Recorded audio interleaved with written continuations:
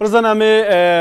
کەوانێکی بەکەن و وەرن باشووری کوردستانی کۆلوبەر زارۆکێکی خریستیانی مەسیحی پشتی 3 ساڵان جە ڕەواندنê ji aliyê rexistina Daişê ve ev hatiye peydakirin av zarok ahenge ji vir hatiye li darxistin li bajarokê Enkawa li Hewlêrê ku avkarê min Rawçî vê digel me be Rawçî tu behsa vê ahengî ji me re bike ev zaroka kengî hatiye rizgarkirin kengî hatiye peydakirin o geştiye kesokarên xwe yan ne سلااوت لێبێ جەحفەر سلااو لە تۆ لە بیسەران و بینەرانی ڕوودا و ئێستا ئێمە لە کەمپی ئاشتین لە هەولێر وا دیارەکە منداڵێکی مەسیحی دوای 3 ساڵ بە کەسوکاری شاد بووە ئێستا لە یەکێک لە کەمپەکانی هەولێرە ئێمە دەچینە ژوورەوە بۆ بینینی منداڵەکە و ئەو منداڵە ئێستا لە نێو کەسوکاریدا جەحفەرێکی دەبینی کە ماڵەوان ئاهەنگێکی خۆش بۆ کریسینا دەگێڕن چونکە دڵخۆشن بە هاتنەوەی کچەکەیان دوای 3 ساڵ چونکە وەک خۆیان باسییان کرد ئەو کچە 3 ساڵ بوو لە ژێر دەستی چەکدارانی داعش بوو بەڵام ئەوان هیچ ئاگادارێکی ئەم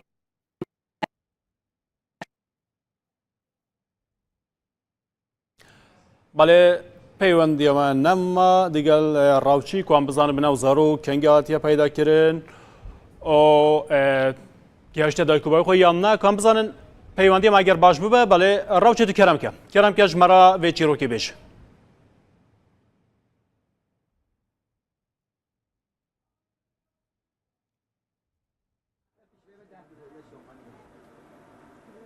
ڕاوچی بەردەوامە تو بێژە بەڵە جەحفەرۆکو ئاماژەم پێدا ئەو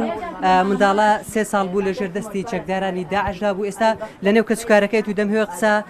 لەگەڵ داکی بکەم زانم داکی چ هەستێکی هەیە کە ئێستا کریسینا بە خۆی و بە باوکی و بە عایلەکەی شاد بۆتەوە بۆ قسەمان بۆ بکە بزانین چۆن بوو ئەو هەستت چییە کە ئەمە ڕوویدا ئەمە خۆشترین ڕۆژە لە ژیانم لە دوای ئەوەی کە کریستینە لە ژێر دەستی داعش بوو ئەو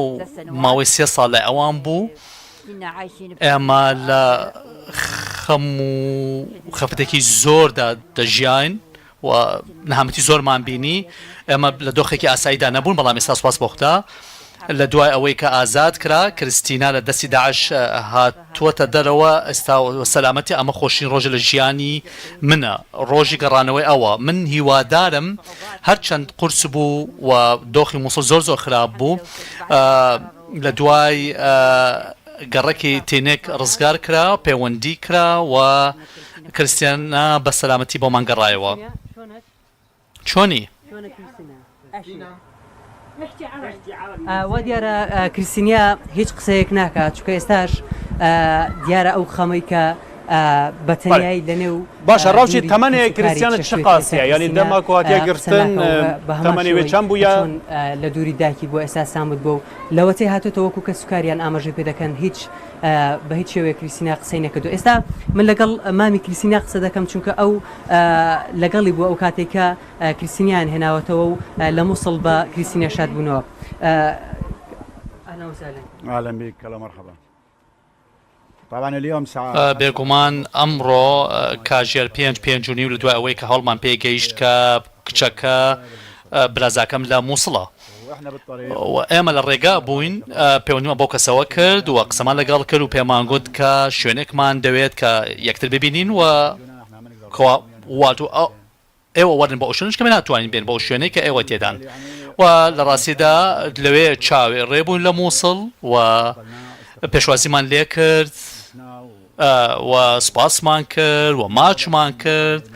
و دۆخەکەمان بینی بەڕاستی کە کاتێک کچەکەمان بینی زۆر ئێمە شڵەژاین و زۆر خۆش بوو و قسەمان کرد ئەو تا دەستی کرد بەرەبەرە دایکی بناسێتەوە چونکە ئەو 3 ساڵ لە دایکی دوور بوو لە خەڵک کەسوکاری دوور بوو سەرەتا ترسا دەستی کرد بە گریان و ڕازنەوە بەوەی لەگەڵ ئێمەدا بێت دواتر بەرەبەرە دەستمان قسەکردم و ئەو باشتر باش بوو دواتر باش بوو لە ڕێگا قسەمە لەگەڵ کرد بەرەبەرە دۆخەکە ئاسایی بۆەوە سوپاس بۆ خوددا سوپاسی هەموو ئەوانە دەکەین کە هاوکاری ئێمەیان کرد و هەروەها ئەو پیاوە دەکەین و خێزانەکەی کە بەڕاستی کارێکی زۆر نایابی کردووە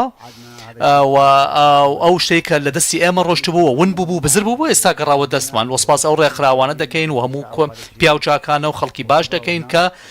هاوکاری ئێمەیان کردو هاتوونەتە ئێرە و بەژەر ئێرە کردو سپاسی ئێوەش دەکەم. دیارە جەحفەر بەڵێ. مامی بوو کە قسەی بۆ ئێمە کرد و باسی لەوە کرد کە چۆن کریستینیان بەدەست گەشتێتەوە وەکو پێشترش ئاماژەم پێدا کریستینیا ماوەی 3 ساڵ بوو پاشە ڕاوچی. دەستی چەکدارانی داعشدا بوو گۆک کە سوکاری بۆ ئێمان باس کرد ئەوان لە کە سوکاری وەریان گرتوەوە کە لە ناو مووسڵ بووە هەرچەندە پێشتر داوای پاران لێ کردووە بۆ ئەوی کە کریستینیا بە کە سوکاری شاد بێتەوە بەڵام ئەوان چەند جارێک پاران داوە و پارەکان لێ خوراوە و کریستینیان بەدەست نێناوەتەوە بەڵام کۆتا جار کە ئەمڕۆ بوو